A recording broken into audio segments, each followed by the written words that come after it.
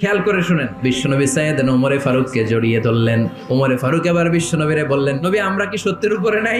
অবশ্যই ওমর, তুমি সত্যের উপরে আছো। ওমরে ফারুক বললেন, তাহলে লুকায় লুকায় আর দাওয়াত দেবো কেন? আমি তো কালিমা পড়ে ফেলছি, আসেন আমার সাথে বের হই। বিশ্বনবী বললেন, ওমর এটা মাক্কি জীবন, এখানে আমরা একটু গোপনে গোপনে দাওয়াত দিতে চাই। ওমরে ফারুক বলে, না, আমার দায়িত্ব, আমি একটা মিছিল দিতে চাই নবী।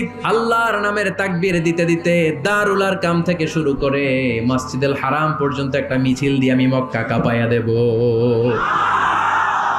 অনুমতি দেন। বিশ্বনবী দিতে চায় না। ওমর ফারুক অনেক বুঝানোর পরে স্বল্প পরিসরের একটা অনুমোদন পাওয়া গেল বিশ্বনবী সাল্লাল্লাহু আলাইহি ওয়াসাল্লামের কাছ থেকে। কিন্তু মিছিল যে দিবে, মিছিলের জন্য লোকের দরকার আছে না নাই? এখানে লোক নাই, আমি একাই মিছিল দিতেছি, এটা জমবে? মিছিল জমবে?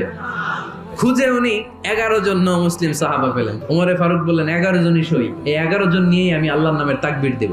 2 লাইন করলেন, পেছনে 6 জন, আর এই লাইনের নেতা বানালেন বিশ্বনবীর চাচা হামজাকে, আর সামনে